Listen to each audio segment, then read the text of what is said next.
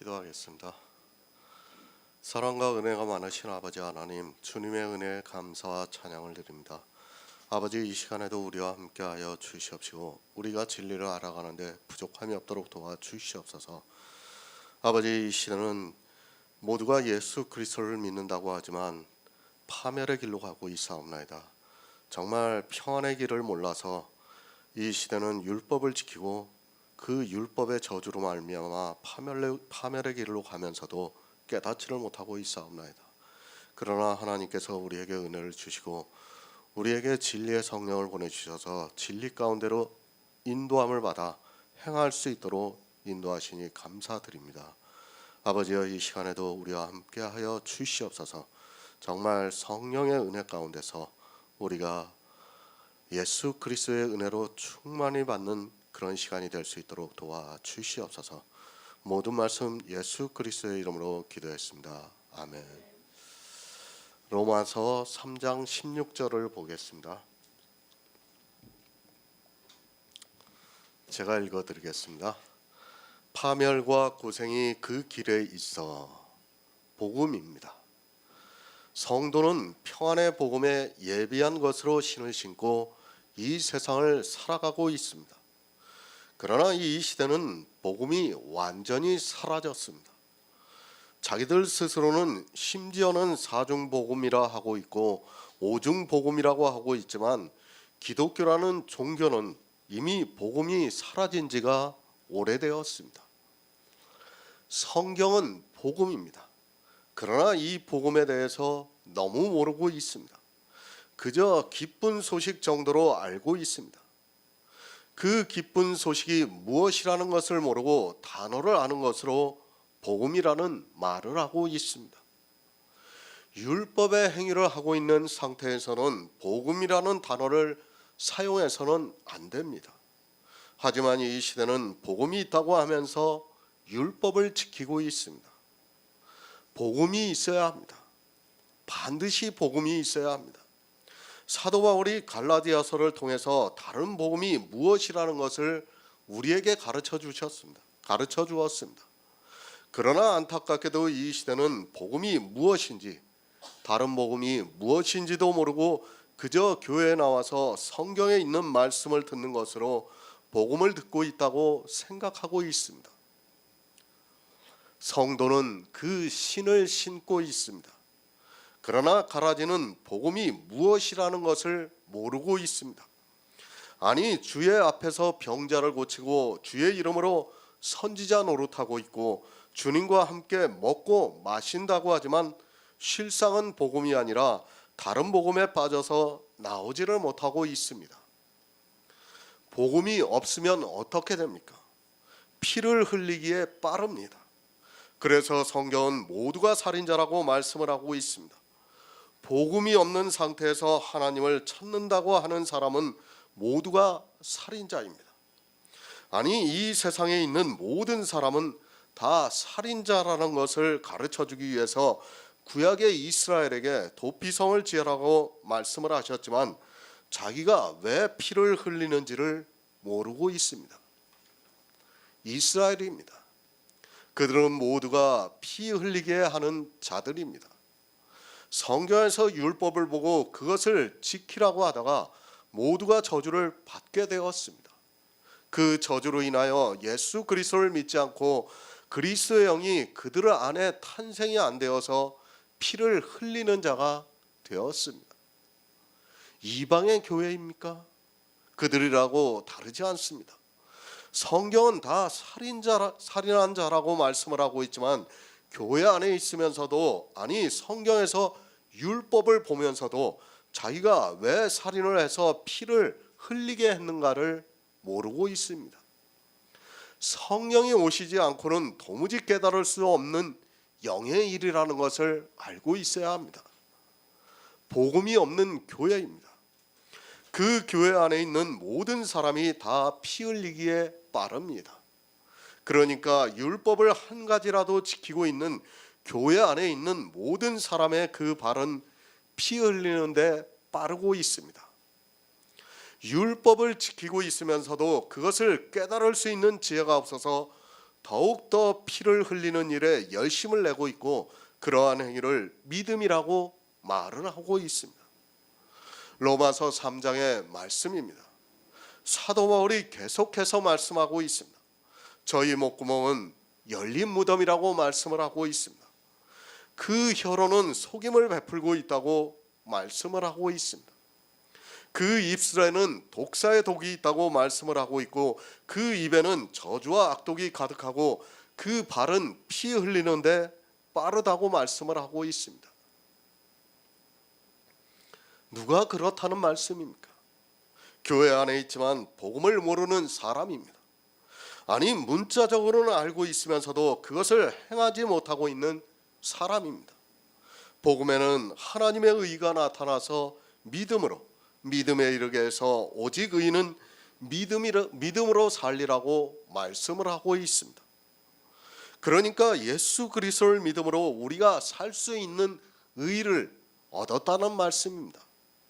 그런데 안 믿습니다. 복음에서 나타나는 의를 믿지를 못하고 있습니다. 그 의를 믿지 못하니까 율법의 행위를 하고 있습니다. 그 율법의 행위로 인하여 발이 피 흘리기에 빠른데도 그것을 깨달을 수 있는 지혜가 없습니다. 아무리 복음에 대해서 말씀을 드려도 역시 율법주의에 빠지고 있는 것을 볼 수 있습니다. 이해가 안 됩니다. 남들이 지키는 것은 율법이라고 하는 그들이 정작 자기들이 지키고 있는 것은 율법이라고 생각하지 않고 있습니다. 사실 이스라엘이 먹기 전에 손을 씻는 것과 이 시대 교인들이 식사를 하기 전에 기도를 하는 것이 뭐가 다릅니까? 그것이 다르다고 생각하는 사람과는 더 이상 말을 해도 안 된다는 것을 알고 있어야 합니다. 지혜를 구하시기 바랍니다. 그것은 하나도 다르지 않은 행위라는 것을 알고 있어야 합니다. 초등학생과 같이 그것이 같다고 성경에 기록이 되어 있어야 합니까? 교회 안에 들어오는 사람들에게 그런 것을 먼저 가르치고 있습니다. 아니 가르치기 전에 다수가 그렇게 하고 있으니까 무의식적으로 따라하고 있습니다. 실족시키지 마시기 바랍니다. 여러분이 하고 있는 율법의 한 행위가 이제 교회에 나온 소자를 저주에 빠뜨리고 있다는 것을 알고 있어야 합니다. 그렇게 실족해 하는 것을 사도 바울은 그 발은 피 흘리는데 빠르다고 말씀을 하고 있습니다. 이사야 선지자가 미리 말씀을 하고 있습니다. 이사야뿐 아니라 시편에서도 똑같은 말씀을 하고 있습니다. 이스라엘이 그렇게 했습니다. 이방의 교회는 그렇게 하지 말라고 구약의 말씀을 인용을 해서 경계의 말씀을 하고 있습니다. 하지만 이방의 교회 역시 똑같은 일을 하고 있으면서도 이스라엘은 그렇게 했어도 자기들은 그렇게 하지 않고 있다고 하면서 교회 안에서 주여 주여 하고 있습니다. 성경입니다. 율법과 복음입니다. 이 둘은 생명을 주고 있습니다.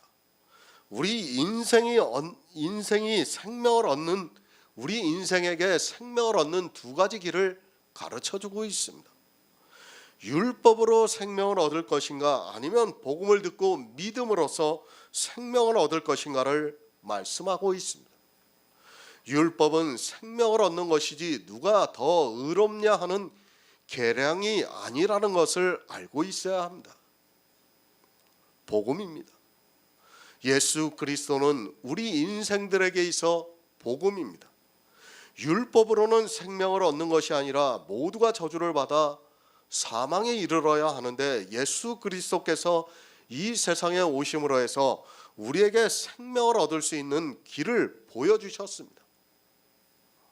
그러나 그 길을 가지 않고 교회 안에서 주여 주여 하면서 율법을 지키고 있습니다. 그런 사람들에게 말씀을 하고 있습니다. 율법을 지키고 있는 사람들에게 사도 바울이 파멸과 고생이 그 길에 있다고 말씀을 하고 있습니다. 그러니까 이제까지 그런 행위를 하고 있는 사람들에게 파멸이 있다는 것을 가르쳐주고 있습니다. 하지만 사람들은 이런 말씀을 보고도 감각이 없어서 파멸의 길로 가고 있습니다. 새 번역을 보겠습니다. 그들이 가는 길에는 파멸과 비참함이 있다. 기억하시기 바랍니다. 그들이 가는 길에는 파멸과 비참함이 있다고 말씀을 하고 있습니다. 누구에게 이 말씀을 하고 있는가 하면 교회 안에서 율법을 지키고 있는 사람들에게 이 말씀을 하고 있습니다. 다시 말씀드리지만 율법을 단 한 가지라도 지키면서 예수 그리스도를 믿는다고 하지 마시기 바랍니다. 그는 예수 그리스도를 믿는 사람이 아니라 율법을 지키는 사람입니다. 많은 율법이 아닙니다. 단 한 가지의 율법입니다. 그것이 여러분을 파멸의 길로 가게 하고 있다는 말씀입니다. 하지만 교회 안에 있는 사람들은 자기들과 같이 율법을 지키지 않는 사람들이 파멸의 길로 가고 있다고 말을 하고 있습니다. 실상은 율법을 지키고 있는 그들이 파멸의 길로 가고 있지만 깨닫지를 못하고 있습니다. 파멸, 돌이킬 수 없는 정도로 파괴가 되어 멸망하는 것을 사전에서 말하고 있습니다. 바로 아시기 바랍니다. 율법주의에 빠지면 다시 돌이킬 수 없다는 것을 알고 있어야 합니다.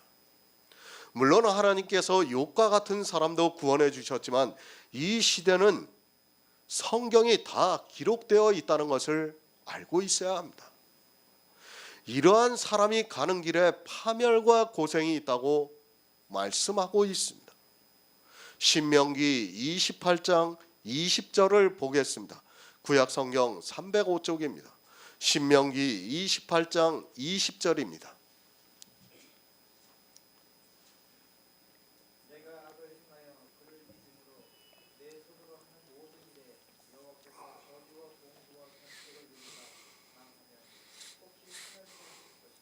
아멘. 복입니다. 그리고 저주입니다. 신명기 28장에서는 복과 저주를 말씀하고 있습니다. 그리고 말씀을 하고 있습니다. 내가 악을 행하여 그를 잊음으로 내 손으로 하는 모든 일에 여호와께서 저주와 공구와 견책을 내리사 망하여 속히 파멸케 하실 것이라고 말씀을 하고 있습니다. 누구에게 하고 있는 말씀입니까? 이스라엘에게 하고 있는 말씀입니다.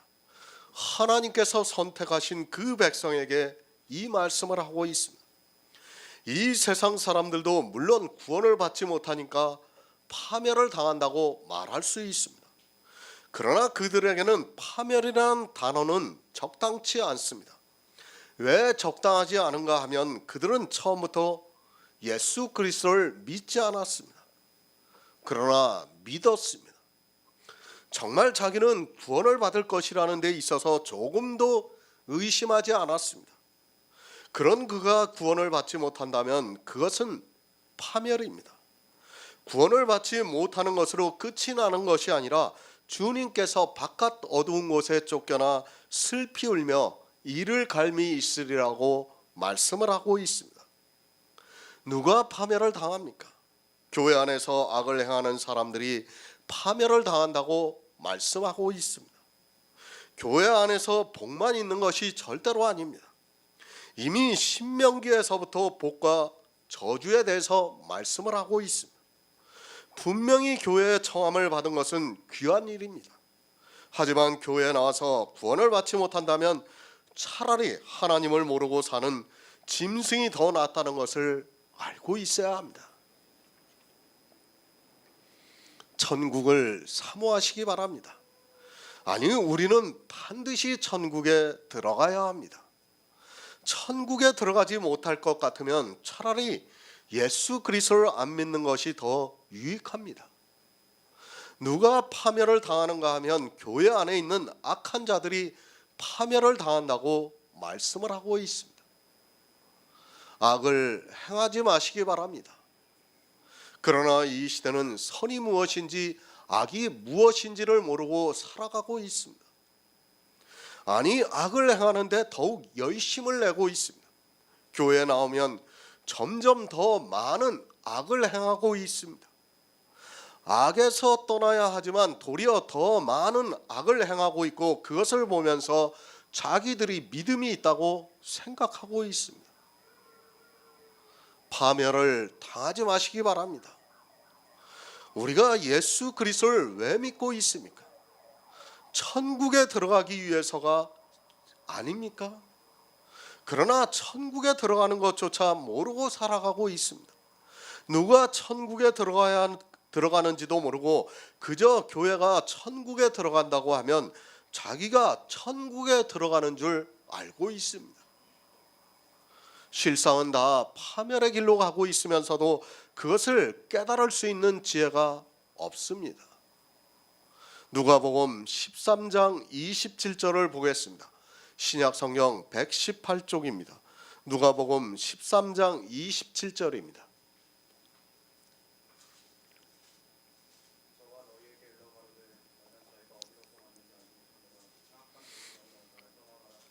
아멘.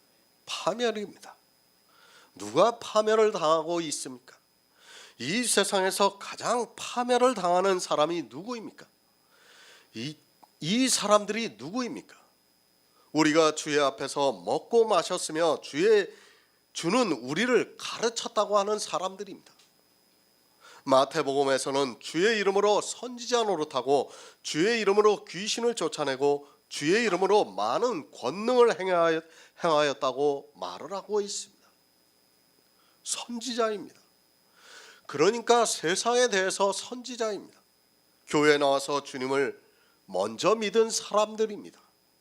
그들이 어떻게 했습니까? 교회에 나와서 주님 앞에서 먹고 마셨다고 말을 하고 있습니다. 그러니까 자기들은 예수 그리스도에 대해서 알아가고 또 예수 그리스도의 십자가의 피를 믿었다는 사람들입니다. 그런데 이들이 누구입니까? 행악하는 자들입니다. 신명기에서 악을 행하면 파멸을 당한다고 말씀을 하고 있습니다. 교회 안에서 이런 사람이 얼마나 많이 있다는 것을 알고 있어야 합니다. 주의 앞에서 먹고 마시고 있습니다. 그러니까 교회에서 예배를 드리면서 설교를 듣고 있다는 말씀입니다. 그런데 그들이 행악을 하고 있습니다. 파멸을 당합니다. 교회 안에서 아무리 그가 주여 주여 한다 해도 아무 소용이 없다는 것을 알고 있어야 합니다. 악이 무엇이라는 것을 모르고 있다면 그는 평생 교회 안에서 주여 주여 하면서 악을 행하면서 살아가게 되어 있습니다. 율법을 지키면서 살아가게 되어 있다는 말씀입니다. 율법이 악한 행위라는 것을 모르면 율법을 지키는 일에 열심을 내게 되어 있습니다. 그런 자들입니다. 사도 바울이 그런 자들에게 파멸이 있다고 말씀을 하고 있습니다. 그렇지 않습니까? 자기는 나름대로 주여 주여 하면서 예수 그리스도를 믿는다고 평생 교회 안에서 신앙생활을 했는데 주님께서 오시는 때 내가 너희를 도무지 모른다고 하면 그것은 돌이킬 수 없는 파멸입니다. 그것을 어떻게 다시 돌이킬 수 있겠습니까? 끔찍한 일입니다. 아니, 생각해 보시기 바랍니다. 평생을 주여 주여 하면서 살았는데 주님이 내가 너희를 도무지 모른다고 해보시기 바랍니다. 그것으로 끝이 나는 것이 아니라 저희를 영벌에 들어가라고 한다면 어떻게 되겠습니까? 그런데도 이 시대는 너무도 태평한 것을 볼 수 있습니다. 이 세상은 아무것도 아닙니다. 정말 이 세상에서 성도로 살기 위해서 남들이 하는 것 안 하고 남들과 같이 즐겁게 살지 않으면서 교회 안에서 주의 이름으로 선지자 노릇하고 살았는데 주님이 모르신다고 하면 그가 갈 곳이 어디라는 것을 제가 말씀을 안 드려도 잘 알고 있습니다. 그런 끔찍한 일을 성경에서 말씀하고 있는데도 너무도 태평하게 신앙생활을 하고 있습니다. 사단입니다. 이런 말씀을 마치 저기 어디 이단의 교회로 생각하게 하고 있고 또 세상 사람들로 생각하게 하고 있습니다. 교회 안에 있는 거짓 선지자들을 감동시켜서 이렇게 만들고 있습니다. 누가 이렇게 당하는가 하면 아주 적은 숫자가 그런 것이 아니라 교회 안에 있는 절대 다수의 사람들이 그렇다는 것을 말씀하고 있습니다. 다수입니다. 어느 정도 다수인가 하면 10만 명이 교회 안에 있으면 한 사람이 구원을 받을까 말까 합니다. 성경은 계속해서 그것을 가르쳐 주고 있지만 다수의 종교 안에 있는 사람들은 너무도 안심을 하고 있습니다.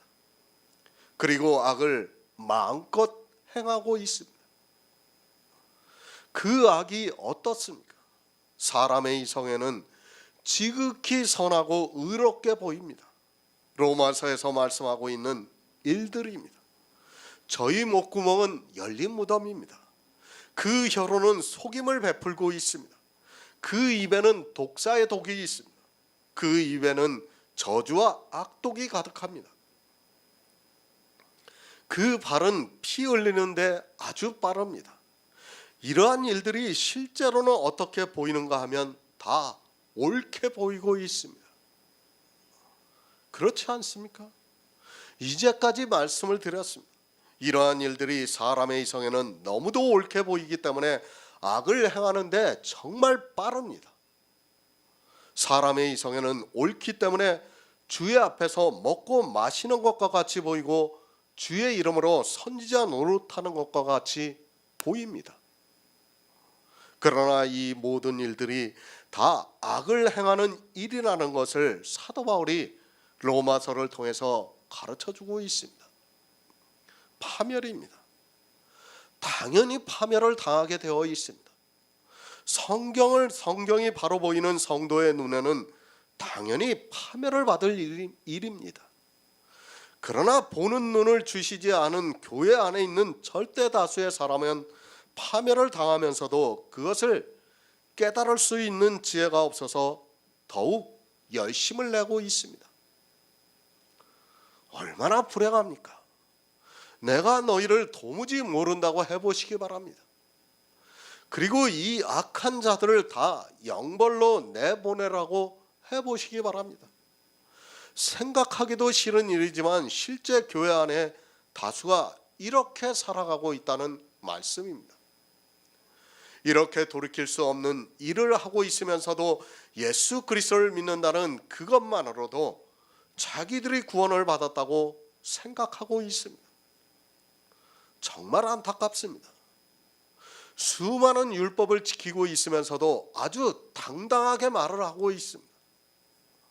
자기는 천국을 따놓았다고 말을 하고 있습니다. 율법을 지키는 악을 행하면서도 저주를 받을 수밖에 없는 사람이 자기는 누가 뭐라 해도 천국에 간다고 이야기를 하고 있습니다. 그들에게 말이 통합니까? 아마도 율법을 지키는 일이 파멸의 길이라고 해보시기 바랍니다. 원수가 되려고 할 것이 분명합니다. 자기들은 율법을 잘 지키고 있고 또 예수 그리스도도 잘 믿고 있어서 천국에 간다고 생각하는데 그것이 파멸이라고 말을 하면 받아들이지 않고 도리어 원수가 되고 있습니다. 무엇이 파멸입니까? 주님이 모른다고 하는 것이 파멸 아닙니까? 행악하는 자들을 모른다고 하시고 불법을 행하는 자들을 모른다고 말씀을 하고 있습니다. 그런데도 이 행악이 무엇이고 불법이 무엇이라는 것을 모르고 예수 그리스도를 믿는다는 그것으로 자기가 천국에 들어간다고 말을 하고 있습니다. 실상은 파멸의 길로 가고 있으면서도 깨닫지를 못하고 있습니다. 안 듣습니다. 그들이 하고 있는 행위가 불법이라고 해도 안 듣습니다. 그들이 하고 있는 행위가 다 행악이라고 해도 안 듣습니다. 아니 도무지 이해가 되지를 않고 있습니다. 실제 많은 사람들과 대화를 해보아도 그것을 이해하는 사람이 지극히 적습니다. 도리어 어떻게 생각합니까?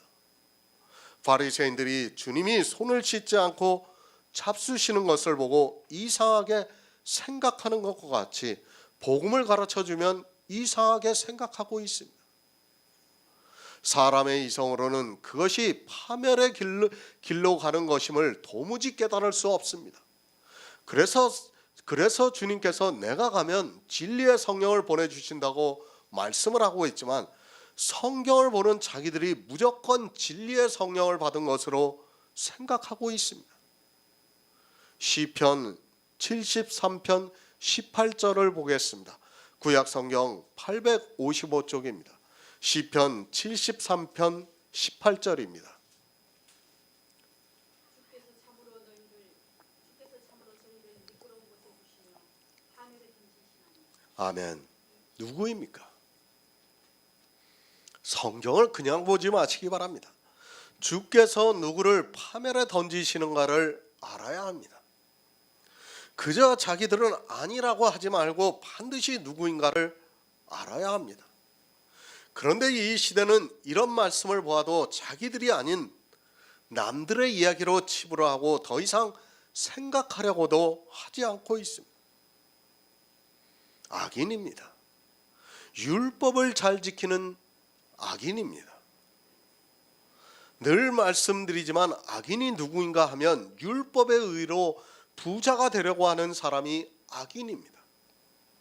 그 악인은 이 세상에서 평안합니다.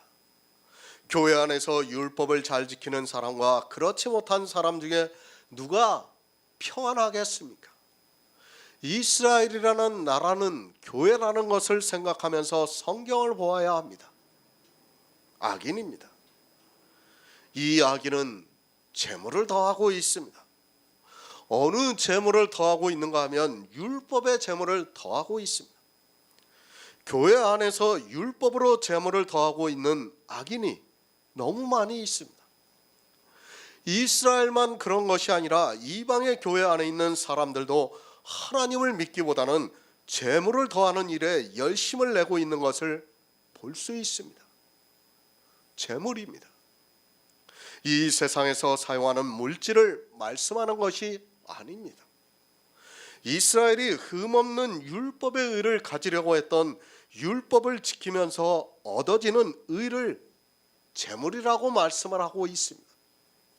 교회 안에 있는 악인들은 이 재물을 더하기 위해서 지금도 예수 그리스도를 믿기보다는 교회 안에서 행위에 깊이 빠져 들어가고 있는 것을 볼 수 있습니다. 정말 주의하시기 바랍니다. 그런 악인들에게 말씀을 하고 있습니다. 주께서 참으로 저희를 미끄러운 곳에 두시며 파멸에 두신다고 말씀을 하고 있습니다. 누구를 파멸에 던지는가 하면 율법의 의로 부자가 되어 있는 교회 안에 있는 사람을 파멸에 던지시겠다고 말씀을 하고 있습니다. 구원에서 미끄러진다는 말씀입니다. 그런데도 이런 말씀을 보고 자기들은 아니라고 생각을 하고 있습니다. 부자입니다. 이 시대는 다 부자가 되어 있습니다. 부자가 되어 있고 재물을 더하고 있으면서도 자기들이 무엇을 하고 있는 줄을 모르고 있습니다. 아니, 자기들이 부자라는 것조차 모르고 살아가고 있습니다. 율법의 단 한 가지가 부자로 만들고 있다는 것을 꿈에도 모르고 주님이 오셔서 파멸을 당할 때까지 그렇게 살아가고 있습니다. 성경은 교회 안의 일입니다. 그리고 그렇게 파멸을 당한다는 말씀이 있으면 그것은 교회 안에 있는 절대 다수가 그렇게 된다는 것을 말씀하고 있습니다.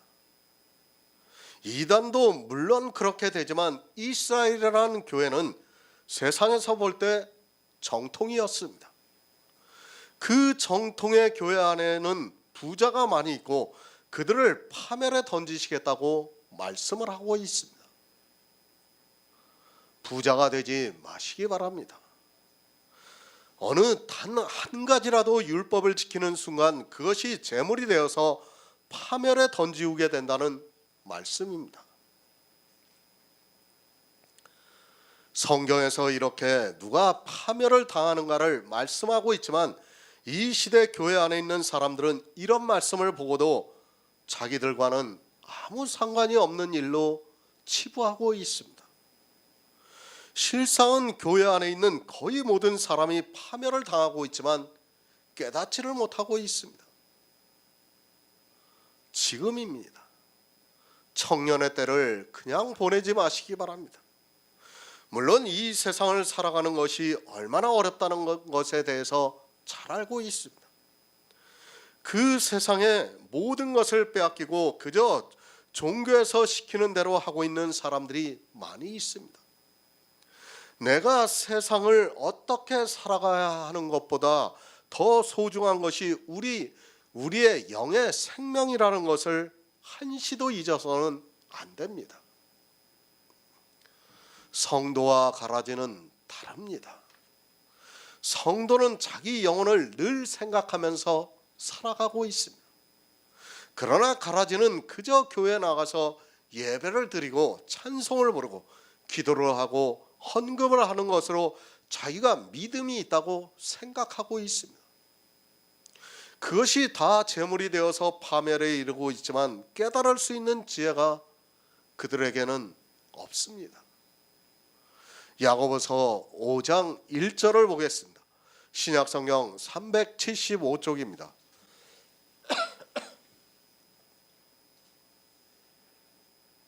들으라 부한자들아 너희에게 임한 고생을 인하여 너희도 행복하라. 아멘. 들으라 부한자들아. 누구에게 말씀을 하고 있습니까? 야고보서는 흩어져 있는 유대인들에게 보내는 서신입니다. 그러니까 예수 그리스도를 믿고 있다고 하는 이방에 흩어져 있는 유대인들에게 보내고 있습니다.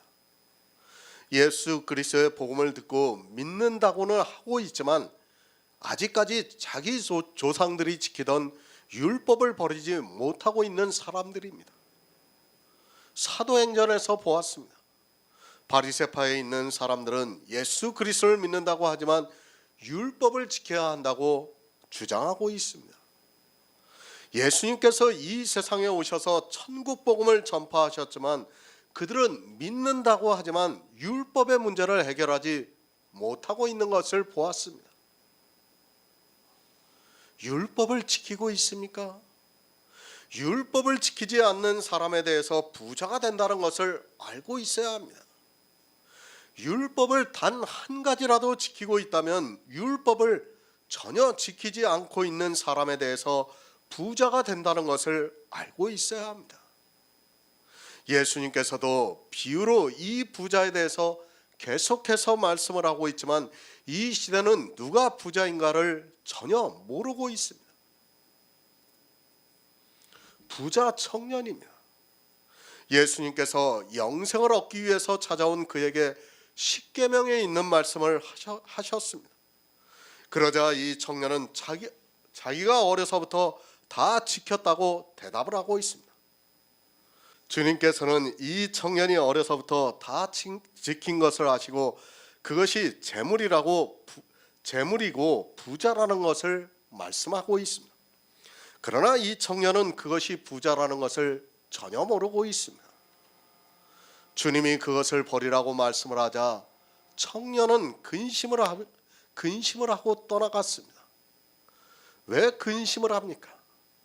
자기가 지키고 있는 십계명을 잘 지켜야 천국에 들어가는 것으로 알고 있는데 주님께서 그것을 버리라고 말씀을 하니까 근심을 하게 되어 있습니다. 주님께서는 그것이 재물이 되어서 부자가 되어 있으니까 버리라고 말씀을 하고 있지만 이 청년은 도무지 이해를 하지 못하고 있습니다. 마찬가지입니다. 이 시대 교회 안에서 11조를 하고 있고 주일이라는 날을 지키고 있고 각종 예배를 드리고 헌금을 하고 있습니다. 제가 그것을 버리라고 하면 이 청년과 같이 근심을 하게 되어 있습니다. 왜 근심하는가 하면 그들의 생각에는 11조를 내고 주일을 잘 지키고 또 교회에서 삼가 지키는 그것들을 잘해야 구원을 받는다고 생각하기 때문입니다. 성도로서 하고 있습니까? 거짓말하지 마시기 바랍니다. 그것이 구원 문제와 아무 상관이 없다면 그들이 쉽게 버릴 수 있습니다. 분명히 이 부자 청년과 같이 구원과 관계가 있다고 생각하기 때문에 그것을 버리라고 하면 받아들이지를 못하고 도리어 이상하게 생각하고 있습니다. 절대 못 버립니다. 왜 못 버리는가 하면 그것을 하지 않으면 구원을 받을 수 없다는 생각이 그들 안에 있기 때문입니다.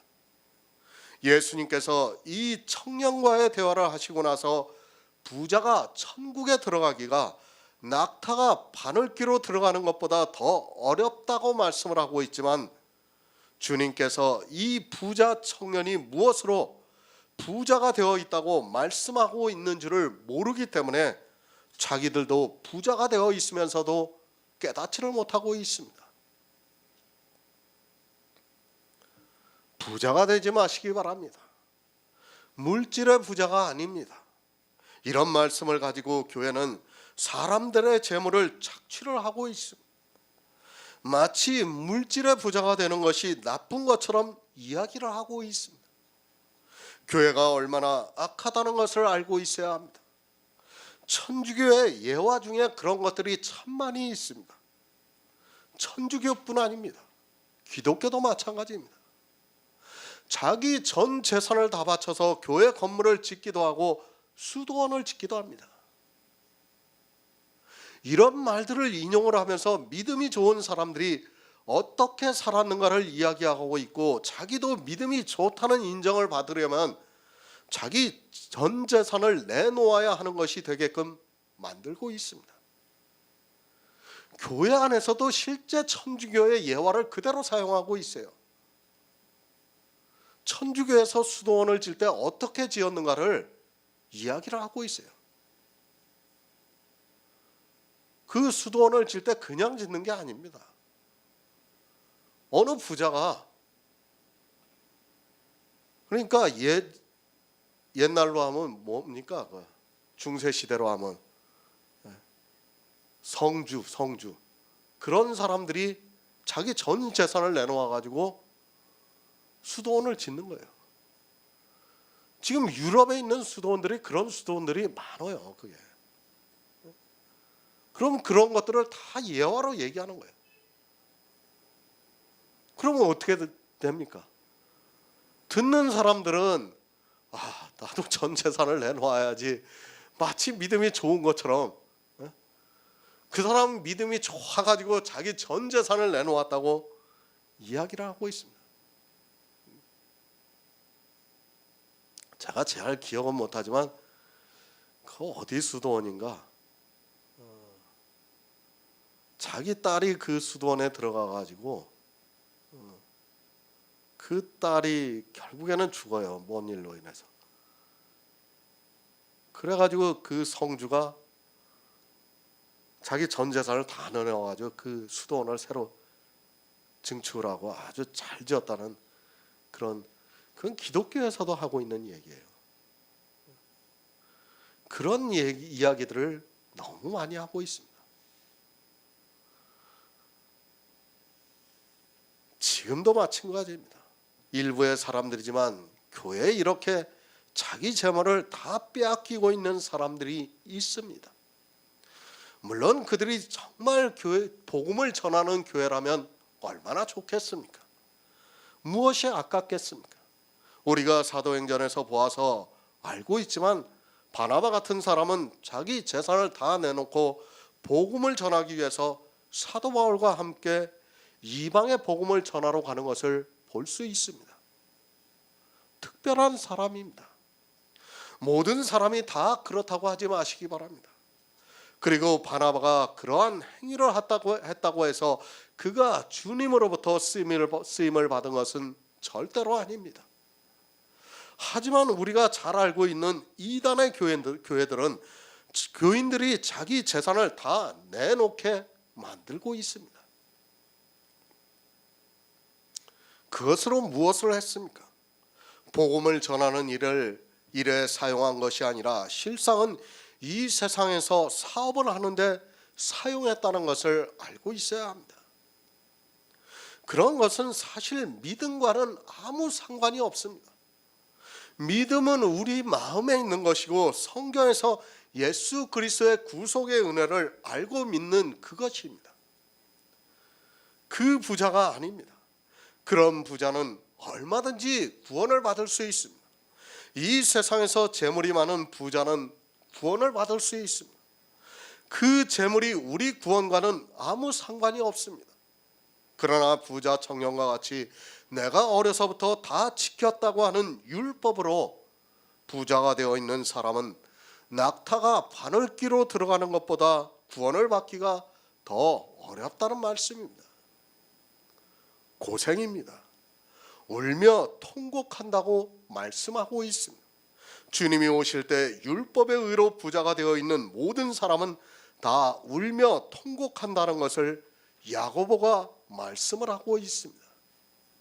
왜 울며 통곡하는가 하면 너희 재물이 썩었기 때문에 울며 통곡한다는 말씀입니다. 부자가 되어서 그것을 가지고 천국에 들어가려고 했는데 썩어 없어지니까 통곡을 한다는 말씀입니다. 바로 아시기 바랍니다. 이 시대는 바리새인과 조금도 다르지 않다는 것을 알고 있어야 합니다.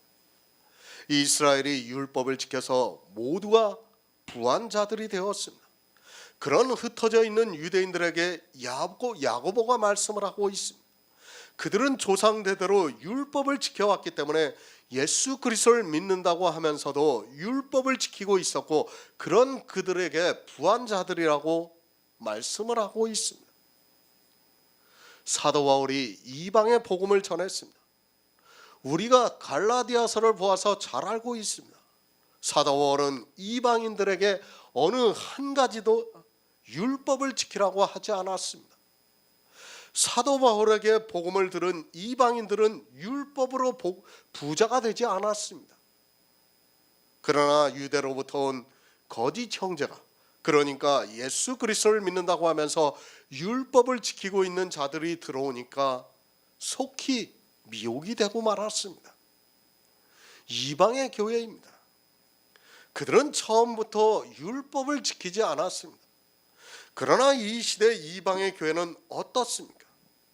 교회 안에서 수많은 율법을 지키고 있습니다. 그 율법이 어떻게 된다는 것을 모르고 있습니다. 그 율법을 지킨 그것이 썩어 없어지고 주님께서 오시는 날에 울며 통곡하게 된다고 말씀을 하고 있지만 점점 더 율법을 잘 지키기 위해서 경쟁을 하고 있습니다. 율법을 지키고 있습니다. 율법을 지키고 있는 상태에서는 복음이 전해지는 것이 절대로 아니라는 것을 알고 있어야 합니다. 이방의 교회는 이미 초대교회를 지나오면서 복음이 사라졌다는 것을 알고 있어야 합니다. 율법을 지키면서 부자가 되어 있으면서도 자기들이 어떻게 부자가 되어 있는 줄을 모르고 있습니다. 물질의 부자입니다. 그 사람은 얼마든지 구원을 받을 수 있습니다. 예수 그리스도를 믿으면 구원을 받습니다. 우리가 사용하는 물질은 구원과는 아무 상관이 없으며 그것으로 자책감을 가질 이유가 하나도 없습니다. 성경은 그 재물에 대해서 말씀하고 있지 않습니다. 교회 안에 부자입니다. 누가 부자인가 하면 율법을 지키고 있는 사람이 부자입니다. 율법의 의를 재물이라고 비유를 해서 말씀하고 있지만 이 시대는 그것으로 모두가 부자가 되어 있습니다. 서로 더 부자가 되기 위해서 경쟁을 하고 있다고 해도 별로 틀린 말이 아닙니다. 그러나 기억하시기 바랍니다. 그 재물은 반드시 썩어 없어집니다. 그리고 말씀하고 있습니다. 너희에게 임할 고생을 인하여 울며 통곡한다고 말씀을 하고 있습니다. 그러나 안타깝게도 부자가 되어 있으면서도 이 시대는 울며 통곡하지를 않고 있습니다. 왜 울며 통곡하지 않는가 하면 자기들의 그 재물로 고생이 임한다고 생각하는 것이 아니라 천국에 들어가는 의가 된다고 생각하기 때문입니다. 통곡합니다. 그것을 주님께서는 슬피 울며 이를 갈미 있으리라고 말씀을 하고 있습니다. 어느 정도 통곡하는가를 알고 있어야 합니다. 슬피 울며 이를 갈 정도로 통곡을 한다고 말씀을 하고 있습니다. 누가 이렇게 되는가 하면 교회 안에서 단 한 가지라도 율법을 지켜서 그것으로 부자가 되어 있는 사람이 그렇다는 말씀입니다. 얼마나 안타까운 일입니까? 그런데도 모두가 다 부자가 되어 있습니다. 아니, 자기들은 부자가 아니라고 말을 하고 있습니다. 성경은 부자라고 말씀하고 있지만 이 부자가 무엇에 대해서 부자인 줄 모르니까 자기들은 부자가 아니라고 하면서 자기들의 심령이 가난해서 가난한 자라고 말을 하고 있습니다. 심령이 가난합니까? 그런 문자를 아는 것으로 가난하다고 하지 마시기 바랍니다. 그가 아무리 내 심령이 가난하다고 하도 율법을 단 한 가지라도 지키고 있다면 성경은 그를 부자라고 정의를 하고 있습니다. 자기가 아무리 가난한 척을 해도 부자가 된다는 것을 알고 있어야 합니다. 우리나라 최고의 부자입니다. 그가 가난하다고 하면 누가 믿겠습니까? 아니, 누가 그것을 인정하겠습니까? 그러나 이건희 회장에게 물어보시기 바랍니다. 그 역시도 자기 겸손함을 나타내기 위해서 자기가 부자라는 것을 이야기하지 않을 것이 분명합니다. 어느 재벌이라도 마찬가지입니다. 그러나 그들은 부자라는 것을 누구나 알고 있습니다. 율법도 마찬가지입니다. 11조를 내면서 내 심령이 가난하다는 것이 성립이 될 수 있습니까?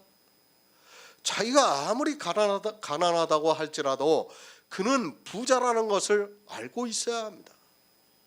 11조라는 재물이 있는데 어떻게 가난할 수 있습니까? 주일이라는 재물이 있는데 어떻게 가난할 수 있습니까? 재물이 있는 사람은 가난하다고 말할 수 없다는 것을 알아야 합니다. 율법은 재물입니다. 그 재물이 여러분에게 한 가지라도 있는 이상은 다 부자가 된다는 것이 성경의 정의입니다. 내가 내 심령이 가난하다고 해서 가난한 것이 아니라 그런 재물이 없어야 가난한 자가 된다는 것을 알아야 합니다. 그런데 이 시대는 부자들이 가난하다고 말을 하고 있습니다. 가식입니다. 그리고 겸손의 모양입니다. 부자가 되어 있는 사람은 아무리 자기를 가난하다고 해도 가난한 자가 되는 것이 아니라 부자라는 것을 바로 알고 있어야 합니다. 율법의 모양, 종교적인 행위의 한 모양이라도 있다면 여러분은 세상에 대해서, 아니 그런 것을 하지 않고 있는 성도들에 비해서 부자라는 것을 알고 있어야 합니다. 그 부자에게 말씀을 하고 있습니다. 고생이 임하고 울며 통곡한다고 말씀을 하고 있습니다. 율법으로 부자가 되어 있는 사람들에게 고생이 임한다고 말씀을 하고 있지만 이 시대 교회 안에 있는 사람들은 자기들이 지키고 있는 그 율법의 행위를 믿음이라는 말로 미화를 시키고 있습니다. 너희에게 임할 고생입니다. 교회 안에서 율법을 지켜서 부자가 되어 있는 사람들에게 임할 고생이라고 말씀을 하고 있습니다. 분명히 성경은 너희에게 임할 고생이라고 부자들에게 경고를 하고 있지만 사람들은 교회 안에만 들어오면 부자가 되기를 바라고 있습니다. 들으시기 바랍니다. 고집을 부리지 마시기 바랍니다. 여러분에게 임할 고생이 통곡으로 변한다는 것을 알고 있어야 합니다. 믿음이라는 말에 미혹을 당하지 마시기 바랍니다. 성경에서는 분명히 율법을 지키는 사람을 다 부자로 비유를 해서 말씀을 하고 있습니다. 그러나 사람들은 율법을 지키고 있으면서도 깨닫지 못하고 있습니다. 한 부자입니다.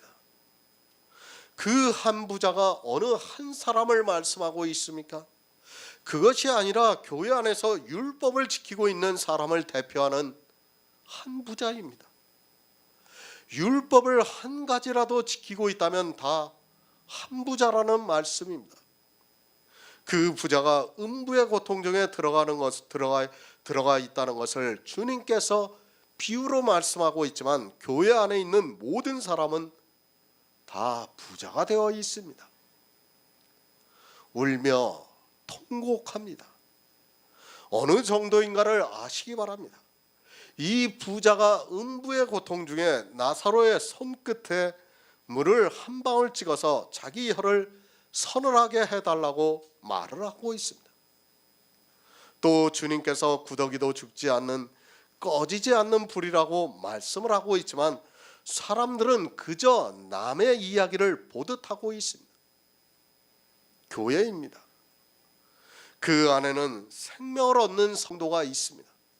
그러나 성경은 그 숫자가 지극히 적다는 것을 말씀하고 있습니다.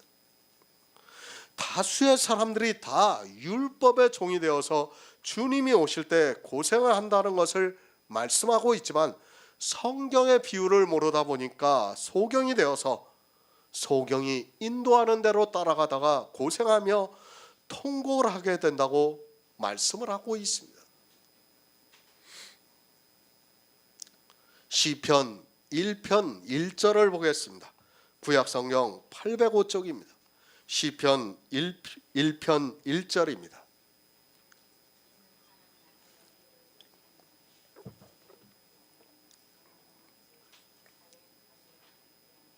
아멘. 어느 길에 있습니까? 율법주의자는 파멸과 고생의 길에 있다고 말씀을 하고 있습니다. 그것을 시편에서는 복 있는 사람은 악인의 꾀를 좇지 아니하며 죄인의 길에 서지 아니한다고 말씀을 하고 있습니다. 죄인의 길이 누구의 길입니까? 교회 안에서 예수 그리스도를 믿지 않는 죄인의 길입니다. 성경은 두 가지 길이 있습니다. 생명을 얻는 데 있어서 반드시 두 가지 길 중에 어느 한 가지 길을 가게 된다는 것을 말씀하고 있습니다. 죄인의 길에 서 있으면 파멸과 고생이 따라오게 되어 있다는 말씀입니다.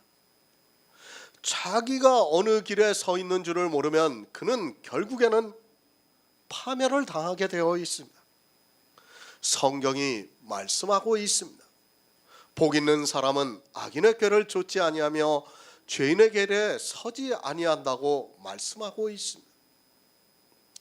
그 길이 어디에 있는가 하면 교회 안에 있다는 말씀입니다. 교회 안에 파멸의 길로 가는 죄인의 길에 서 있는 사람이 있다는 말씀입니다.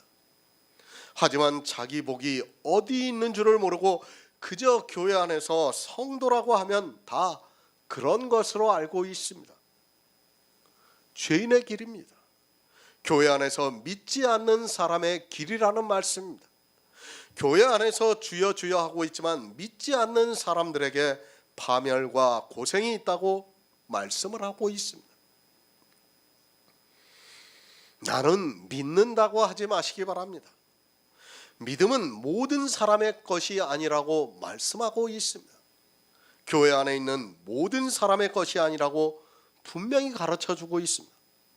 다시 말씀을 드립니다. 율법을 지키고 있습니까? 그는 예수 그리스도를 믿지 않는 사람입니다. 그가 아무리 진심이라고 이야기를 해도 성경이 믿지 않는다고 말씀을 하고 있고 그가 서 있는 길이 죄인의 길이라고 말씀을 하고 있습니다. 하지만 교회 안에 있는 사람들은 다수를 따라가고 있습니다. 다수를 따라간 이스라엘이 믿지 않았다는 것을 가르쳐주고 있지만 깨닫지를 못하고 있습니다. 얼마나 안타까운 일입니까? 성경은 교회 안에 있는 다수가 이렇게 파멸과 고생의 길을 가고 있다고 말씀을 하고 있습니다. 하지만 그 길을 가고 있으면서도 사람의 이성으로는 자기가 가고 있는 길이 어느 길이라는 것을 깨달을 수 없어서 다수를 따라가고 있습니다. 로마서 3장 17절을 보겠습니다. 신약성경 243쪽입니다. 로마서 3장 17절입니다. 아멘. 새 번역을 보겠습니다. 그들은 평화의 길을 알지 못한다. 그들입니다. 누구입니까? 교회 안에서 예수 그리스도를 믿는다고 하면서 율법을 지키고 있는 사람들에게 하고 있는 말씀입니다. 그들은 평강의 길을 알지 못한다고 말씀을 하고 있습니다. 이스라엘은 평강의 길을 알지 못해서 율법을 지키고 있었습니다. 파멸과 고생의 길이 있습니다. 그리고 평강의 길이 있습니다. 교회 안에 들어와 있는 모든 사람 앞에는 이 두 길이 놓여 있습니다. 이 두 가지 길을 동시에 걸을 수 있는 것이 아니라 어느 한 길을 가면 어느 한 길은 못 간다는 것을 성경이 말씀하고 있습니다. 성경에서 이렇게 비교를 해서 말씀할 때는 반드시 둘 중에 어느 한 길을 간다는 것을 말씀하고 있습니다. 비교입니다. 백과사전에서 이 비교에 대해서 어떻게 말씀하고 있는가를 알아야 합니다. 두 가지 이상의 사물의 크기, 성질, 모습, 내용 등의 정도를 견주어서 어느 한 사물을 선명히 표현하는 기법이라고 말을 하고 있습니다. 그러니까 두 가지를 비교로 해서 어느 한 가지를 명확하게 나타내는 것을 말하고 있는 것입니다. 이것을 알고 성경을 보아야 합니다. 성경에서 이렇게 두 가지를 비교를 하고 있으면 어느 한 가지를 나타내기 위해서 말씀하고 있습니다. 파멸과 고생의 길이냐 평강의 길이냐를 지금 비교를 해서 말씀하고 있습니다. 꼭 집어서 비교법이라고 해야 비교를 하는 것이 아니라 문장을 보고 그것을 이해를 하고 성경을 보아야 한다는 말씀입니다. 두 가지 길이 있다는 말씀입니다. 그 길 중에 어느 길을 갈 것인가를 비교를 해서 말씀을 하고 있습니다. 그러면 어느 한 길을 가면 다른 한 길은 못 가게 되어 있습니다. 파멸과 고생의 길은 평강의 길을 가지 못하게 하고 있고 또 평강의 길을 가고 있으면 파멸과 고생의 길을 가지 않는다는 것을 말씀하고 있습니다. 사도 바울이 비교를 해서 말씀하고 있습니다. 교회 안에는 반드시 이렇게 두 가지 길이 있는데 누구는 파멸과 고생의 길로 가고 누구는 평강의 길로 가고 있다는 말씀입니다. 내가 어느 길을 가고 있는가를 바로 알아야 합니다. 성경에서 이런 문자를 아는 것으로 자기들은 평강의 길로 가고 자기들과 다른 사람은 파멸과 고생의 길로 간다고 해서는 안 됩니다. 누가 갑니까? 누가 평강의 길로 가고 누가 파멸과 고생의 길로 가는가를 명확하게 알아야 한다는 말씀입니다. 이제까지 사도 바울이 율법을 지키는 사람들이 파멸과 고생의 길을 간다는 것을 말씀하고 있습니다. 왜 그들이 파멸과 고생의 길로 가고 있는가 하면 평강의 길을 알지 못하기 때문이라고 말씀을 하고 있습니다. 그런데 어떻습니까? 파멸과 고생의 길을 가고 있는 그 사람들이 자기들은 평강의 길로 가고 있다고 굳게 믿고 있습니다. 정말 성경을 모르면 자기가 어디로 가는 줄을 모르고 아주 평안하게 신앙생활을 하고 있습니다. 그렇게 모르다가 파멸과 고생이 갑작스럽게 찾아온다는 것을 말씀하고 있습니다. 인생입니다. 그들의 지혜로는 스스로 평강의 길을 찾을 수 없습니다. 그가 아무리 지혜가 있다 해도 그 길은 성령이 오셔야만 갈 수 있다는 것을 성경에서 가르쳐주고 있습니다. 평강의 길을 알지 못하는 그들이 구원을 받은 것과 같이 교회 안에서 이야기를 하고 있습니다. 이사야 59장 8절을 보겠습니다. 구약 성경 1040쪽입니다. 이사야 59장 8절입니다. 그들은 평강의 길을 알지 못하며 그들의 행하는 것은 공의가 없으며 좁은 길을 습성하며 오른 이 길을 걷는 자는 평강을 알지 못합니다. 아멘. 누구입니까? 이사야 선지자를 통해서 이스라엘에게 하고 있는 말씀입니다. 이스라엘은 평강의 길을 알지 못했습니다. 늘 말씀드리지만 성경은 현재 진행형이라는 것을 알고 있어야 합니다. 이스라엘만 평강의 길을 알지 못하는 것이 아니라 이 시대 교회 안에 있는 절대 다수 역시 평강의 길을 알지 못한다는 것을 알고 있어야 합니다. 공의대로 소송하는 자가 없습니다. 진리대로 판결하는 자도 없습니다.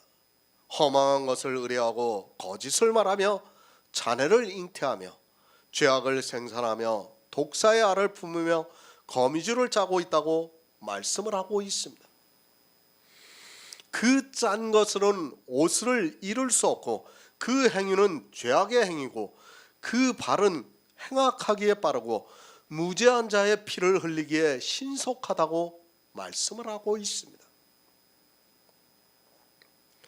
이사야의 말씀을 그대로 인용을 하고 있습니다.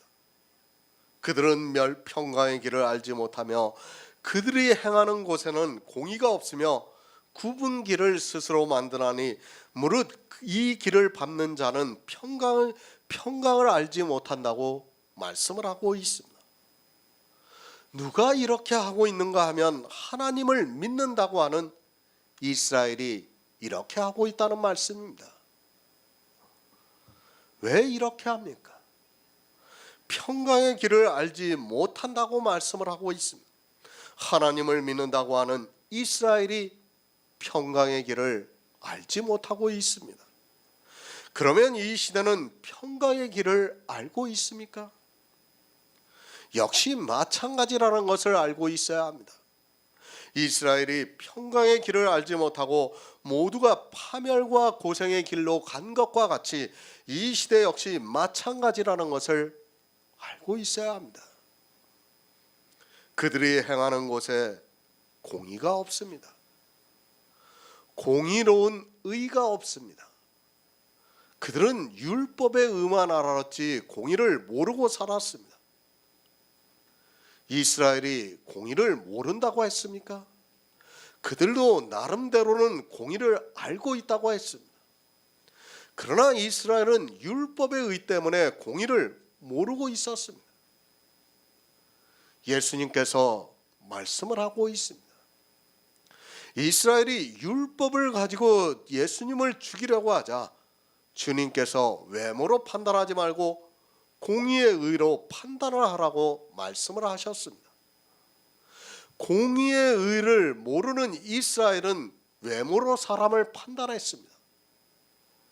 이렇게 외모로 사람을 판단하는 그들에게는 평강의 길이 보이지가 않았습니다. 공의가 없습니다. 그리고 굽은 길을 가고 있습니다. 율법의 행위가 그렇다는 것을 말씀하고 있습니다. 율법을 지키는 사람은 공의도 모르고 또 굽은 길을 가기 때문에 평강의 길을 알지 못한다고 말씀하고 있습니다. 성경은 우리에게 율법을 지키는 일이 어떠하다는 것을 가르쳐주고 있지만 사람들은 깨닫지를 못하고 있습니다. 잠언 3장 17절을 보겠습니다. 구약 성경 913쪽입니다. 잠언 3장 17절입니다.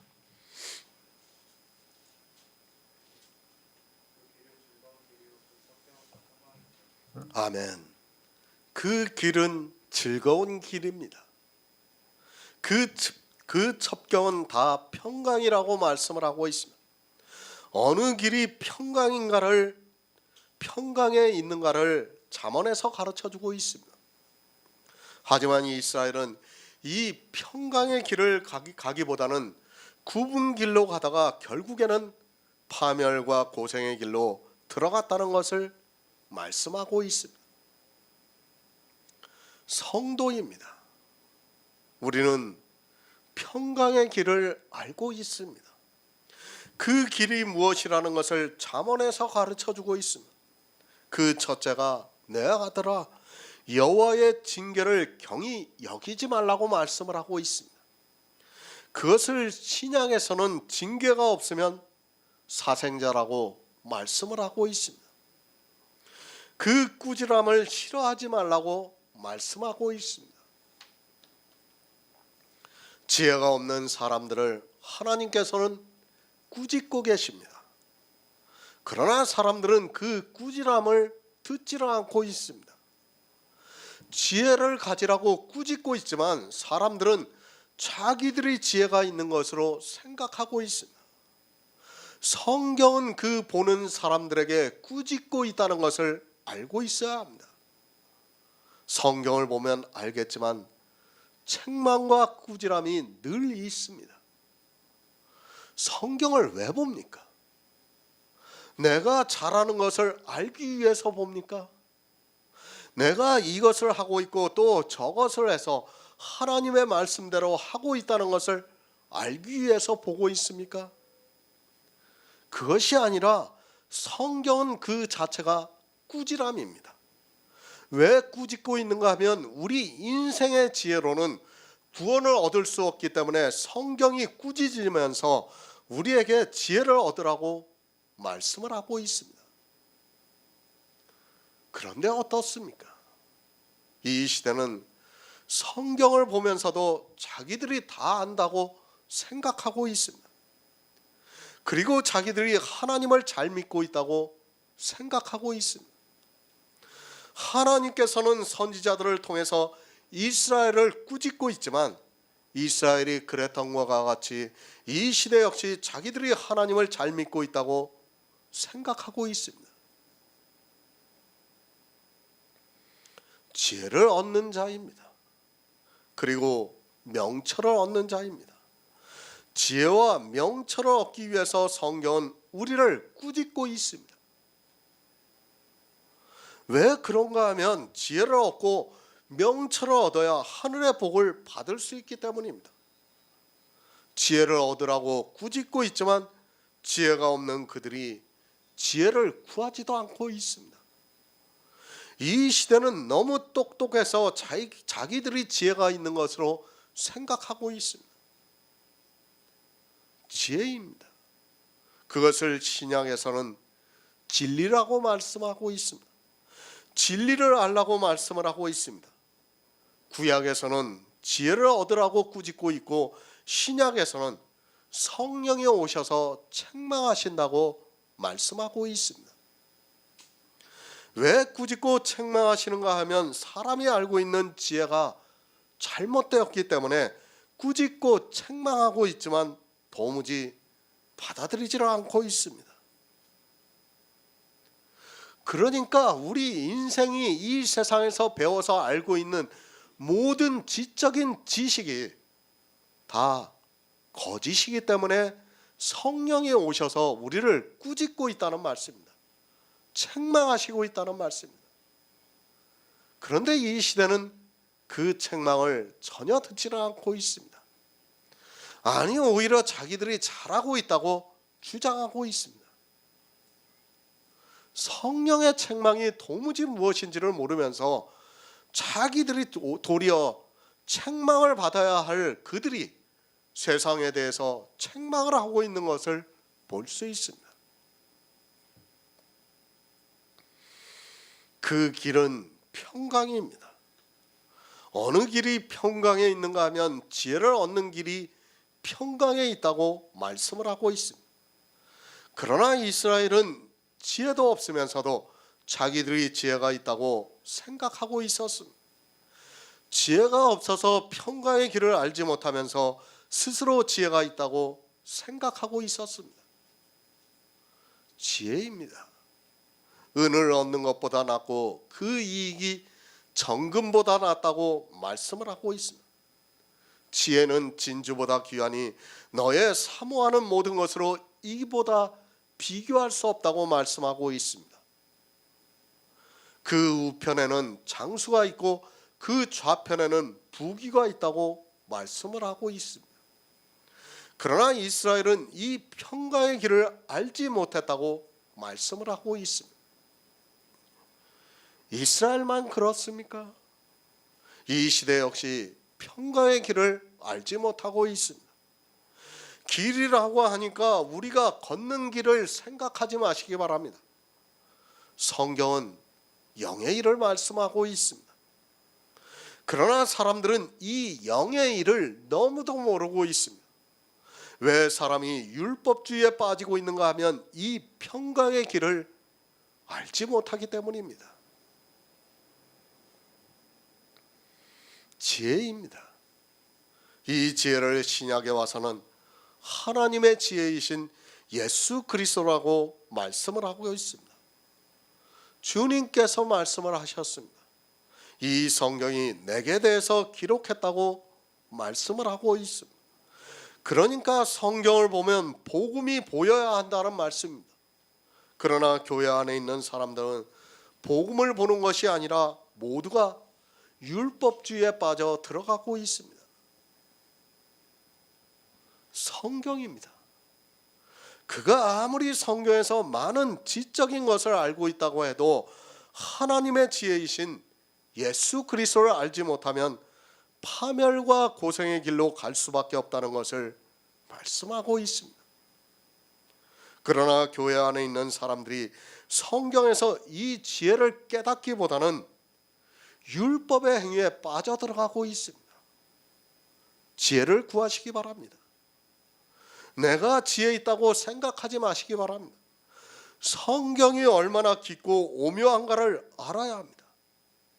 우리가 성경을 안다고 해도 겨우 구원에 대한 정도밖에는 알 수 없습니다.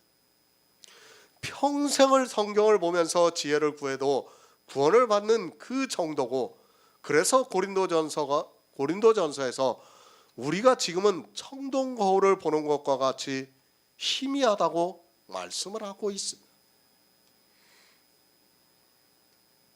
지혜가 있는 성도입니다.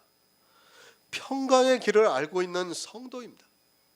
그 성도도 성경에서 하나님의 사랑을 아는 것이 희미하게 보이는 청동 거울을 보는 것과 같다는 말씀입니다. 그런데 겨우 인간의 지식을 가지고 아는 것을 가지고 이 시대는 자기들이 지혜가 있는 것으로 생각하고 있습니다. 그러면서 그 지식으로 파멸과 고생의 길로 가고 있습니다. 누가복음 19장 42절을 보겠습니다. 신약 성경 129쪽입니다. 누가복음 19장 42절입니다. 가라사대 저도 오늘날 평화에 강한 은을 알았다면 지금 내 눈에 숨죽었도다. 아멘. 왜 알지 못합니까? 이스라엘이 왜 평강의 길을 알지 못하고 파멸과 고생의 길로 갔습니까? 그것을 주님께서 말씀하고 있습니다. 앞으로 멸망을 당할 이스라엘을 보고 주님께서 너도 오늘날 평화에 관한 일을 알았다면 좋을 뻔하였거니와 지금 내 눈에 숨기었다고 말씀을 하고 있습니다. 바로 아시기 바랍니다. 이스라엘이 누구입니까? 그들은 하나님께서 선택하신 선민입니다. 그리고 그들은 진심으로 하나님을 믿었습니다. 어려서부터 성경을 보았고 하나님의 백성으로 살기 위해서 자기들이 할 수 있는 모든 것을 알고 또 흠없는 율법의 의를 가질 정도로 자기들이 하나님의 백성이라는 것에 대해서 대단한 자부심을 가지고 살았습니다. 그런 그들이 어떻게 되었습니까? 평화에 관한 일을 모르고 있었습니다. 그러니까 평강의 길을 알지 못했다는 말씀입니다. 왜 알지 못했는가 하면 그들의 눈에 숨기었다고 말씀을 하고 있습니다. 율법을 지키고 있는 이스라엘에게 주님께서 내 눈에 평강의 길이 숨기었다고 말씀을 하고 있습니다. 이스라엘만 숨기온 것이 아니라 이방의 교회 역시도 숨기었다고 말씀을 하고 있습니다. 이스라엘입니다. 그들 전체의 눈에 평강의 길이 숨기었습니다. 물론 주님이 오셔서 죄인을 찾아서 회개를 하게 하셨습니다. 그러나 주님이 오시지 않았다면 이스라엘 전체는 이 평강의 길을 알지 못하고 율법주의로 살다가 파멸과 고생의 길로 갔다는 것을 말씀하고 있습니다. 성경이 가르쳐주고 있습니다. 누구의 눈에 이 평강의 길이 숨기었는가를 말씀을 하고 있습니다. 하지만 안타깝게도 이 시대 역시 이 길이 숨겨와서 이스라엘과 같이 율법을 지키고 있습니다. 자기들이 지키고 있는 율법으로 말미암아 평강의 길이 숨겨왔지만 그것을 깨달을 수 있는 지혜도 없고 또 스스로가 지혜가 있다고 하면서 구하지도 않고 있습니다. 지혜가 있습니까? 율법을 지키면서 지혜가 있다고 하지 마시기 바랍니다. 야고보서를 시작하면서 지혜를 구하라고 말씀을 하고 있습니다. 그러면서 하나님께서 구하는 자에게 꾸짖지 않고 후히 주신다고 말씀을 하고 있습니다. 성경의 문자를 아는 지혜를 구하라는 것이 아니라 성경에서 평강의 길을 갈 수 있는 지혜를 구하라고 말씀을 하고 있습니다. 평강의 길을 알고 있습니까? 아니, 누구나 성경을 보면 그것을 알 수 있습니까? 만약에 평강의 길을 알고 있다면 절대로 율법을 지키지 않고 있습니다. 늘 말씀드리지만 그가 아무리 지혜가 있다고 주장을 해도 또 단 한 가지라도 자기 행위로 의를 나타내고 있다면 그는 지혜가 없는 사람이라는 것을 알고 있어야 합니다. 그런데 이 시대는 어떻습니까? 이스라엘만 평강의 길을 몰랐습니까? 사도 바울이 이사야의 말씀을 인용했을 때는 이스라엘만 그런 것이 아니라 앞으로 이방의 교회도 역시도 똑같이 평강의 길을 알지 못한다고 말씀을 하고 있습니다. 지혜를 구하지 않으면 사람의 지식으로는 아무리 알고 싶어도 깨달을 수가 없습니다. 이스라엘에게만 숨기운 것이 아닙니다. 이방의 교회 역시 숨기었다는 것을 알고 있어야 합니다. 이스라엘은 지혜가 없고 이방의 교회 안에 있는 사람들은 지혜가 있다고 생각하지 마시기 바랍니다. 지금 이방의 교회는 이스라엘과 조금도 다르지 않다는 것을 알고 있어야 합니다. 소경입니다. 성경을 아무리 보아도 이 평강의 길을 알지 못하고 있습니다. 솔직히 율법 단 한 가지만 보아도 이 시대는 완전히 숨겼다는 것을 알고 있어야 합니다. 사도 바울이 누구에게 이 말씀을 하고 있는 줄을 모르고 자기들은 다르다고 생각하고 있습니다. 로마서 3장 18절을 보겠습니다. 신약성경 243쪽입니다. 로마서 3장 18절입니다. 저희 눈앞에 하나님을 두려워함이 없느니라. 아멘. 새 번역을 보겠습니다. 그들의 눈에는 하나님을 두려워하는 빛이 없다. 평강의 길을 알지 못합니다. 저희 눈앞에 하나님을 두려워함이 없다고 말씀을 하고 있습니다. 두려움에 대해서 바로 알아야 합니다. 우리 성도는 하나님을 두려워하는 자가 아닙니다. 앞으로 로마서에서 이 두려움에 대해서는 다시 말씀을 드릴 기회가 있기 때문에 여기서는 간단하게만 말씀을 드리겠습니다. 하나님은 사랑입니다. 그러니까 사랑이 넘치는 하나님이라는 말씀입니다. 나를 사랑하셔서 예수 그리스도를 이 세상에 보내주셨습니다. 나를 사랑하신다는 것을 아는 것에 있어서는 우리는 절대로 두려워해서는 안 됩니다. 내 구원의 확신을 가지고 있는 성도는 절대로 하나님을 두려워하지 않습니다. 그러니까 한 번 구원을 하신 하나님께서는 절대로 나를 다시 파멸에 빠지지 않게 하십니다. 구원을 하셨습니다. 다시 파멸에 빠지지 않게 하십니다. 그런 면에 있어서는 우리는 하나님을 두려워해서는 안 됩니다. 그러니까 하나님의 사랑을 알고 있는 성도는, 구원을 받은 성도는 하나님을 두려워하지 않습니다. 내가 설령 죄를 진다고 해도 예수 그리스도의 십자가를 믿기 때문에 두려워하지 않습니다. 일을 하는 데 있어서도 마찬가지입니다.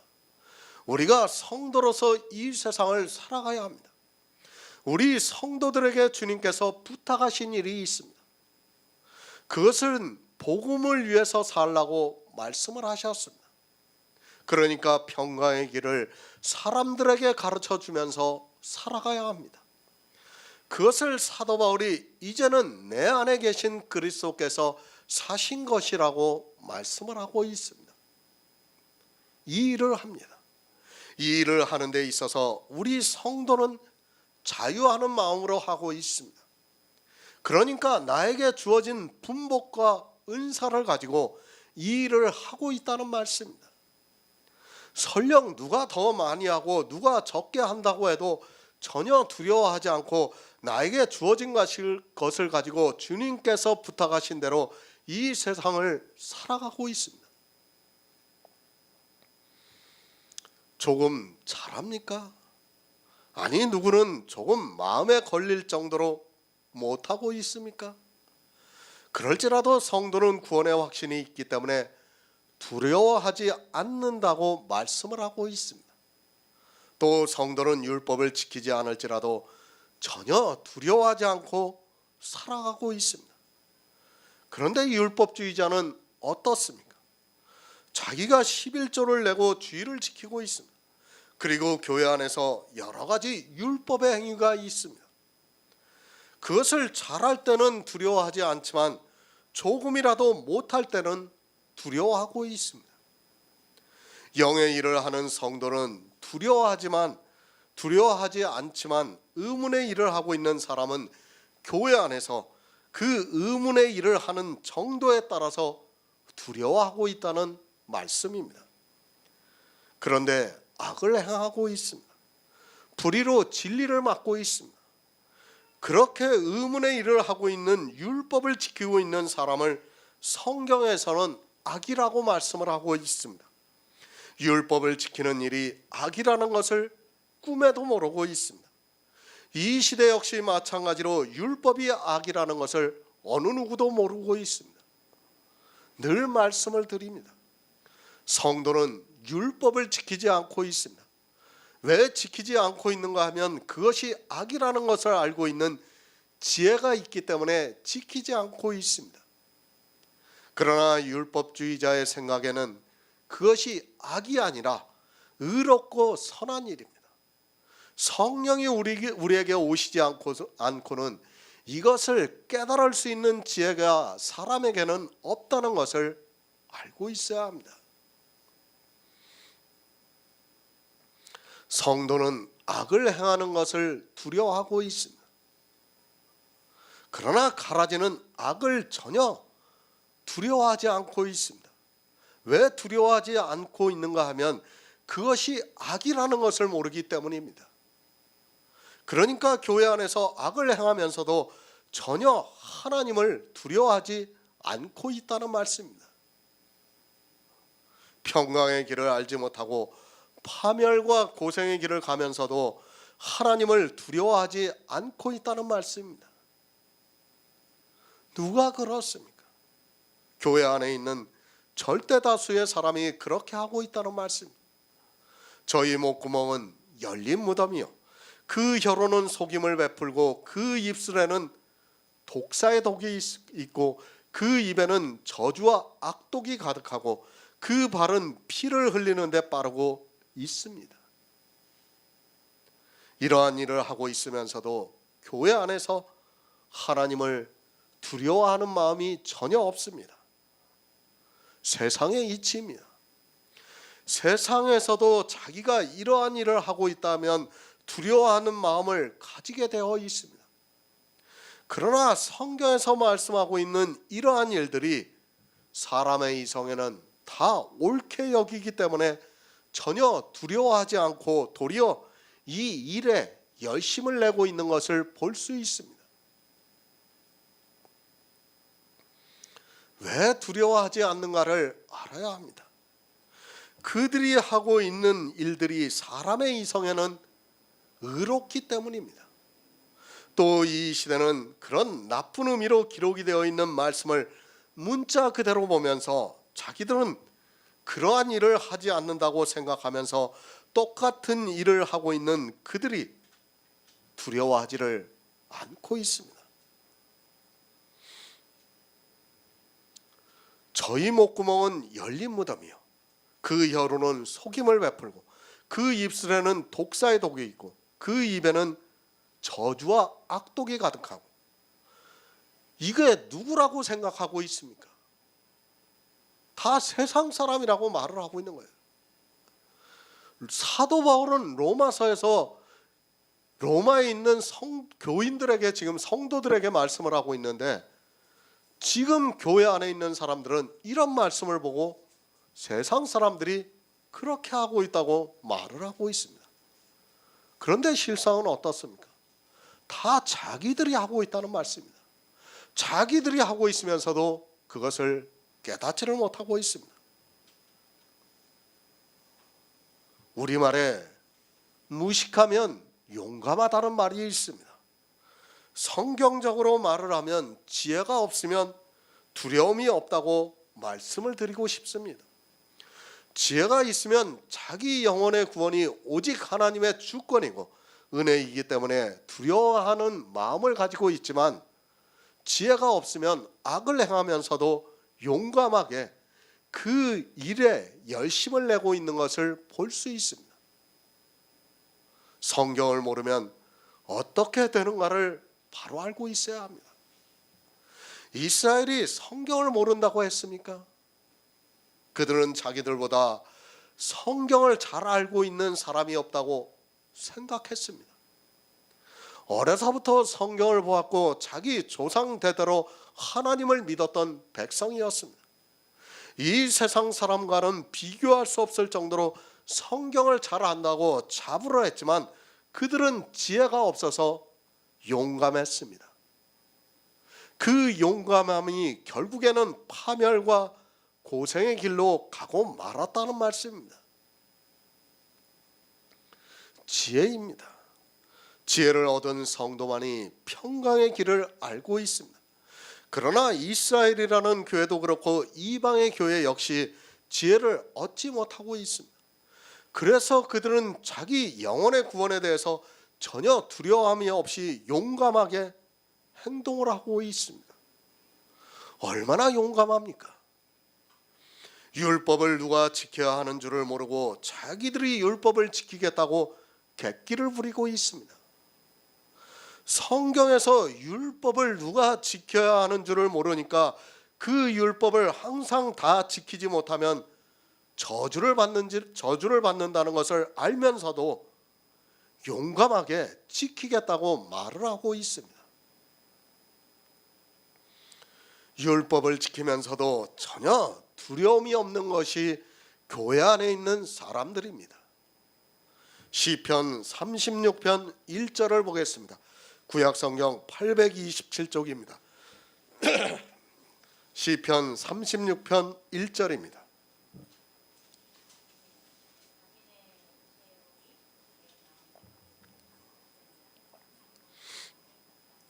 아멘. 악인입니다. 이제까지 로마서를 통해서 누가 악인인가를 말씀하고 있습니다. 교회 안에 있는 악인들은 자기들이 악을 행하면서도 전혀 하나님을 두려워하지 않고 있습니다. 지금 이 시대 교회를 보시기 바랍니다. 율법을 지키면서도 전혀 두려워하지 않고 도리어 그것을 자랑으로 삼고 심지어는 자기들이 지킨 그 율법의 행위를 가지고 간증을 하고 있습니다. 왜 그렇게 합니까? 자기가 행하는 것이 악이라는 것을 모르기 때문입니다. 11조를 내고 있고 주의를 지키고 있고 또 예배를 드리고 찬송가를 부르고 불의의 싹을 위해서 기도를 하고 예배를 드리면서 모든 의식이 종교에 의해서 율법화되어 있는 행위를 하고 있으면서도 두려워하는 마음이 없습니다. 똑같습니다. 이스라엘이 제사에 빠져 있으면서도 두려워하는 마음이 없었습니다. 이방의 교회 역시 제사에 빠져 있으면서도 그것을 전혀 두려워하지 않고 있습니다. 왜 두려워하지 않고 있는가 하면 평강의 길을 알지 못하고 다 치우쳐 한 가지로 악을 행하고 있으면서도 그것을 깨달을 수 있는 지혜가 그들에게는 없기 때문입니다. 누가 두려워합니까? 이 시대 모두가 율법을 지키면서도 누가 두려워하고 있습니까? 두려워하는 것이 아니라 도리어 자기들이 하나님의 성도라고 하면서 자랑하고 있습니다. 11조를 내면서 자기가 이러한 믿음이 있다고 자랑하고 있고 주일이라는 날을 지키면서 수많은 율법을 지키면서 그것이 자기들의 믿음이라고 당연하게 생각하고 있습니다. 어느 목사는 또 무엇을 자랑합니까? 자기가 사역을 하다가 이제 뭐 자비량 사역을 한대요. 그러면서 과일 장사를 한다고 하더라고요. 그러면서 돈을 벌어보니까 자기가 돈을 버는 게 얼마나 귀한지를 깨달았다고 하면서 11조를 이제부터는 교회에서 안 받겠다고 합니다. 그러면서 헌금은 받고 그러면서 율법은 다 지키면서 뭡니까 결국에는 자기 자랑하는 거예요. 결국은 11조 안 받는 걸 가지고 자랑을 하는 거예요. 사람들은 그것을 보고 얼마나 또 칭찬을 합니까? 야, 목사님이 이제 그냥 사도 바울과 같이 되었다고 하면서 칭찬을 하고 있습니다. 이것이 교회예요. 이게 지금 이 시대 교인들이고 목사라는 것을 여러분이 알고 있어야 합니다. 너무 용감합니다. 이스라엘이 지혜가 없어서 자기 땅에 오신 예수 그리스도를 죽이면서도 용감했습니다. 그들이 어느 정도로 용감했는가 하면 그 죄값을 자기들과 자기 자손이 받겠다고 하면서까지 예수 그리스도를 십자가에 못 박아 죽였습니다. 하나님께서는 그들이 용감하게 말한 그대로 갚아 주셨다는 것을 알고 있어야 합니다. 마찬가지입니다. 성경은 분명히 율법의 행위 아래 있는 사람은 저주를 받는다고 말씀하고 있습니다. 저주를 받는다는 말씀을 성경에서 보고도 율법을 지키고 있는 것을 용감하다는 말로밖에는 할 수 없습니다. 그렇지 않습니까? 그들은 진짜 용감한 자들입니다. 하나님을 두려워하지 않은 그들은 분명히 파멸과 고생의 길로 가게 되어 있습니다.